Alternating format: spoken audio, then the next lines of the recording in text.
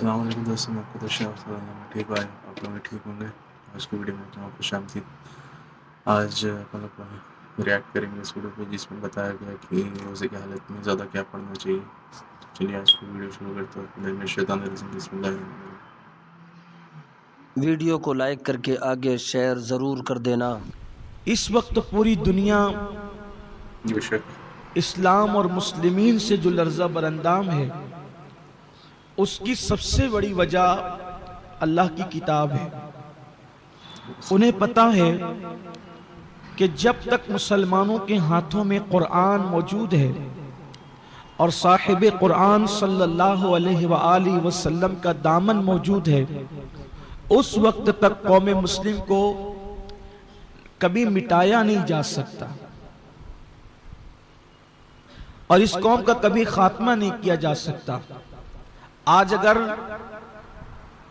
قرآن مقدس پر اعتراضات ہو رہے ہیں اور قرآن مقدس کی تعلیمات کو مشکوک کرنے کی ناپاک کوشش کی جا رہی ہے، تو سب سے بہترین احتجاج اور سب سے بہترین جواب یہ ہے کہ اگر لوگ قرآن پر پابندی لگانے کی بات کر رہے ہیں یا قرآن مقدس کو ترمیم یا بتا رہے ہیں، تو ہم اپنے ہر بچے کے ہاتھ میں قرآن دینے کی بجائے ہر بچے کے سینے کو مکمل قرآن بنا دیں۔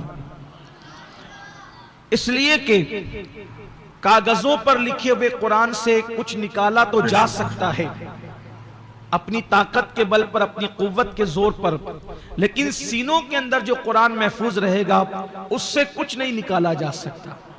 ویسے کاغذوں پر بھی مٹانے کی کسی کی اوقات نہیں ہے، لیکن بفرض محال اگر کسی نے کاغذوں سے کچھ مٹانے کی کوشش کی، یعنی سفینوں سے مٹانے کی کوشش کی، لیکن سینوں سے تو نہیں مٹا سکتے، اس لیے کہ ان کا اختیار پریس پر ہے، ان کا اختیار ہمارے دلوں پر نہیں ہے۔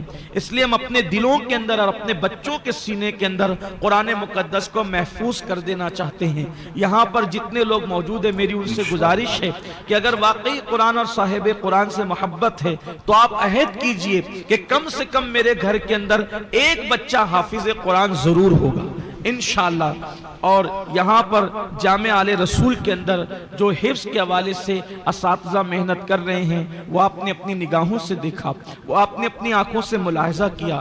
یاد رکھیے یہ قرآن ہی ہے جس نے عرب کے بدوؤں کو، عرب کے صحرا نشینوں کو، عرب کے بوریا نشینوں کو کیسر و کسرا کا تاجدار بنایا۔ یہ قرآن ہی ہے جس نے نمک اور کافور نہ کرنے والی قوم کو اللہ کی پہچان عطا کی۔ یہ قرآن ہی ہے جس نے گمراہی کے دلدل میں ڈوبنے والوں کو آسمان ہدایت کا تارا بنا دیا۔ قرآن مکمل دستور ہے، قرآن مکمل منشور ہے، لیکن حیرت کی بات یہ ہے جب ہماری قوم صحیح طور پر قرآن پڑھنا نہیں جانتی، جسے قرآن صحیح پڑھنا نہیں آئے گا وہ قرآن سمجھ کیا سکتے ہیں؟ اس لیے قرآن سمجھنے کے لیے قرآن کا صحیح پڑھنا ضروری ہے، اور یہاں قرآن صحیح پڑھنے کی تعلیم جو ہے وہ دی جا رہی ہے۔ میں اپنے اساتذہ کا بے پناہ مشکور اور ممنون ہوں اور دعا گو ہوں کہ ہمارے اساتذہ نے چھوٹے چھوٹے بچوں پر بڑی محنت کی، بڑی کوششیں کی، بڑی کاوشیں کی کہ انہوں نے اپنے بچوں کو قرآن مقدس صحیح طور پر پڑھنے کے حوالے سے بے پناہ توجہ دی۔ اللہ تعالیٰ ان کی خدمات کو قبول فرمائے۔ اور آپ سے کہنا چاہتا ہوں کہ روئے زمین کے بہترین لوگ اللہ رسول کے نزدیک وہ ہیں جو قرآن سیکھتے ہیں اور دوسروں کو قرآن سکھاتے ہیں، جیسا کہ اللہ کے حبیب مصطفیٰ کریم رؤوف الرحیم صلی اللہ علیہ وآلہ وسلم نے فرمایا، خیرکم من تعلم القرآن وعلمہ، کہ تم میں بہترین لوگ وہ ہیں جو قرآن سیکھتے ہیں اور قرآن سکھاتے ہیں۔ اگر بہترین بننا ہے اللہ رسول کی نظر میں عز و جل و صلی اللہ علیہ وآلہ وسلم، تو یا تو قرآن سیکھنے والے بنیے یا تو قرآن کو سکھانے والے بنیے۔ انشاءاللہ تبارک و تعالی قرآن کی یہ برکت ہے۔ حدیث پاک میں آتا ہے دلوں کا زن دور ہوتا ہے قرآن کی تلاوت سے، دل چمکتے ہیں قرآن کی تلاوت سے۔ حدیث پاک کا مفہوم ہے کہ جو کثرت سے قرآن پڑھیں گے بڑھاپے میں کبھی ان کی عقل ضائع نہیں ہوتی، یعنی وہ سٹیائے ہوئے بڑھاپے میں داخل نہیں ہوتے، بہت سارے بڈھوں کو آپ دیکھیں گے کہ جب وہ بڑھاپے میں پہنچتے ہیں تو وہ بہکی بہکی باتیں کرتے ہیں، لیکن عالم قرآن یا عامل قرآن کبھی بڑھاپے کی دہلیز پر پہنچنے کے بعد بھی اس کی عقل میں فطور اور خلل پیدا نہیں ہوتا۔ یہ قرآن مقدس کی تلاوت کی برکت ہے، بلکہ حدیث پاک میں یہاں تک آتا ہے کہ حافظ قرآن کے سینے کو قبر کی مٹی بھی نہیں کھا سکتی۔ وہ حافظ قرآن جس کا سینہ صاحب قرآن کی محبت سے معمور ہے، ایسے لوگوں کے سینے کو قبر کی مٹی بھی نہیں کھاتی۔ تو یاد رکھیے، قرآن مقدس کو پڑھیے، قرآن مقدس کو عام کیجئے، بلکہ رمضان شریف قریب آ رہا ہے، میں آپ سے گزارش کروں گا کہ قرآن مقدس کو 4 ختم کرنے کی بجائے 5 ختم کرنے کی بجائے 6 ختم کرنے کی بجائے ایک ہی قرآن شریف ختم کیجئے، لیکن کنز ایمان ترجمے کے ساتھ قرآن پڑھیے، خزائن العرفان یا نور العرفان تفسیر کے ساتھ قرآن پڑھیے، تاکہ قرآن کیا کہتا ہے آپ اس کو سمجھ سکیں۔ قرآن مقدس نے ہر سوال کا جواب دیا ہے۔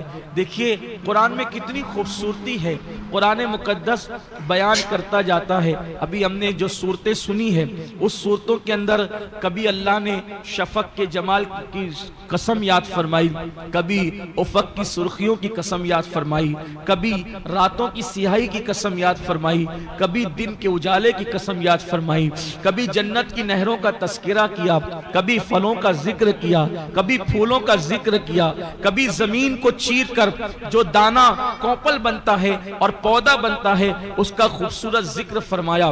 کہیں پر کشتیوں کا ذکر کیا گیا ہے، کہیں پر باغات کا ذکر کیا گیا ہے، کہیں پر کھجوروں کا ذکر کیا گیا ہے، کہیں پر انگور کا ذکر کیا گیا ہے، کہیں پر جنت کی نعمتوں کا ذکر کیا گیا ہے، کہیں پر جہنم کے عذاب کا ذکر کیا گیا ہے، کہیں پر اپنی غیرت کا ذکر کیا گیا ہے، کہیں پر اپنی رحمت کا ذکر کیا گیا ہے، کہیں پر جبریل کی قوتوں کا ذکر کیا گیا ہے، کہیں پر نبی کی نبوت کا ذکر کیا گیا ہے، کہیں پر جناب صالح علیہ السلام کی اونٹنی کے قاتل کا ذکر کیا گیا ہے، کہیں پر اللہ اکبر اللہ کی راہ میں قتل ہونے والوں کا تذکرہ کیا گیا ہے۔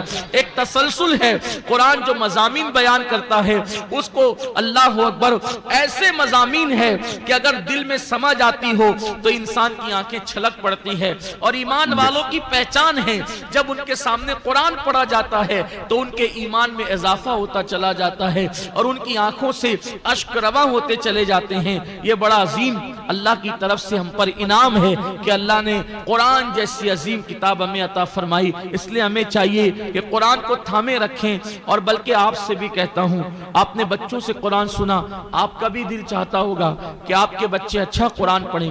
میری گزارش ہے کہ آپ جامعہ آل رسول میں اپنے بچوں کا داخلہ کرائیں تاکہ وہ اسکول کے ساتھ ساتھ مدرسے میں آ کر اچھا قرآن پڑھنا سیکھیں، اور اگر آپ خود بھی اچھا قرآن پڑھنا سیکھنا چاہتے ہیں تو اپنے مرکز پر یہاں پر تعلیم بالغہ کے حوالے سے قرآن سکھایا جاتا ہے۔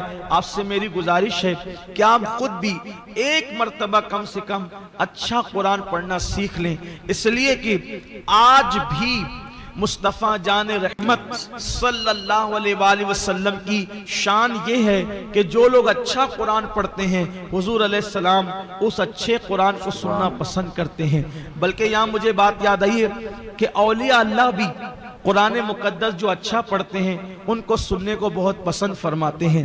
ہم لوگ مزارات اولیاء پہ جاتے ہیں اور بہت سارے ورد وظائف کرتے ہیں، لیکن میں کہتا ہوں سارے ورد وظائف اپنی جگہ، اگر ہم وہاں جا کے قرآن کی تلاوت کریں اس کی اپنی برکت ہی کچھ اور ہے۔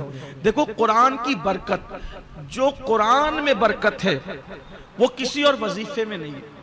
ہر وظیفے کی اہمیت اپنی جگہ ہے، لیکن ہر کوئی نہ کوئی وظیفہ کسی پیر کا دیا ہوا ہے، کوئی وظیفہ کسی فقیر کا دیا ہوا ہے، کوئی وظیفہ کسی ولی کا دیا ہوا ہے، کوئی وظیفہ کسی صحابی کا دیا ہوا ہے، لیکن قرآن وہ عظیم مقدس کتاب کا نام ہے جو اللہ نے اپنے محبوب کو عطا فرمایا ہے۔ اس سے بڑی بات کیا ہے؟ قرآن کی بڑی عظمتیں ہیں۔ یہاں پر ایک چھوٹا سا واقعہ میں آپ کے سامنے پیش کرتا ہوں کہ قرآن آپ جہاں پڑھیں گے وہاں آپ پر رحمت و نور کی برسات ہوگی۔ بیان کیا جاتا ہے کہ ایک حافظ قرآن، ایک اچھا قرآن پڑھنے والا سرکار غریب نواز کے آستانے پر گیا اور آستانے پر جانے کے بعد اب ظاہر سی بات ہے وہ حافظ تھا، وہ قاری تھا، اچھا پڑھنے والا تھا، تو سرکار میں بیٹھ کر وہ قرآن کی تلاوت کرتا تھا۔ اس کی ایک مراد تھی، بہت بڑی مراد وہ لے کر گیا تھا، تلاوت کرتا رہتا ہے کرتا رہتا ہے کرتا رہتا ہے، لیکن اس کی مراد پوری نہیں ہوتی۔ پھر وہ دیکھتا ہے ایک منظر کہ ایک نچنیاں اور فاحشہ عورت آتی ہے، اور آنے کے بعد غریب نواز کی بارگاہ میں وہ اپنی عرضی پیش کرتی ہے، اور اس کی آنکھوں کے سامنے وہیں فوراً اس کی مراد پوری ہو جاتی ہے۔ تو یہ حافظ قرآن غصے میں آ جاتا ہے، اچھا قرآن پڑھنے والا تالی قرآن غصے میں آ جاتا ہے، قرآن بند کرتا ہے، طاق میں رکھتا ہے، اور اپنے دونوں ہاتھ غریب نواز کی چوکھٹ پہ مارتا ہے، اور مار کر کے کہتا ہے خواجہ تیرے یہاں انصاف نہیں ہے، کئی دنوں سے بیٹھا میں مانگ رہا تھا، تلاوت کر رہا تھا، لیکن میری مراد پوری نہیں ہوئی، اور یہ نچنیہ فاحشہ آئی، ایک جملے میں اس نے بات کہی اور اس کی مراد پوری ہو گئی، اب میں جا رہا ہوں۔ جیسے ہی وہ جانے لگا تو کیا دیکھا، ایک خوبصورت بزرگ، بڑی بڑی آنکھیں، گول سا خوبصورت نورانی چہرہ، اور پورے وقار و تمکنت کے ساتھ سامنے سے چلے آ رہے ہیں، اور آنے کے بعد کہتے ہیں حافظ صاحب کہاں جا رہے ہو، جہاں کہاں رہے ہو؟ اس حافظ نے کہا گھر جا رہے ہیں، اور کہاں جائیں گے، اس لیے کہ اس چوکھٹ پر انصاف نہیں ہے، کئی دنوں سے بیٹھ کر مانگ رہا تھا، ملا نہیں، ایک نچنیہ کو ایک بات میں دے دیا۔ آنے والے بزرگ نے کہا حافظ جی جاؤ، آپ کی مراد بھی پوری ہو گئی، آپ کی تمنا بھی پوری ہو گئی، جو مراد لے کر آئے تھے پوری ہو گئی۔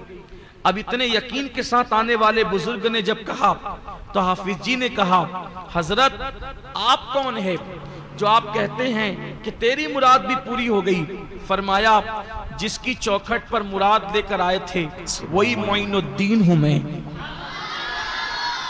وہی معین الدین ہوں میں۔ تو عرض کیا حضور اتنی تاخیر کیوں ہوئی؟ فرمایا نادان تو بے صبرہ ہے، دراصل وہ نچنیاں کی آواز مجھے پسند نہیں تھی، اس لیے اس نے مانگا فوراً دے کر بھگا دیا، اس کی مکروہ آواز دوبارہ سننا نہیں چاہتا تھا، لیکن تیری تلاوت قرآن مجھے بہت پسند، تو بہت اچھا قرآن پڑھتا ہے، تو قرآن بہت اچھا پڑھتا ہے، اس لیے دینے میں دیر کر رہا تھا کہ جتنی دیر ہوگی اتنے دن تو میری چوکھٹ پہ رکے گا اور مجھے قرآن سناتا جائے گا، اس لیے میں یہاں تجھے دیر کر رہا تھا، لیکن تو بے صبرہ تھا۔ اور فرمایا اگر تجھے یقین نہیں آتا کہ میں معین الدین ہوں تو دیکھ میری پیٹھ پر کیا ہے۔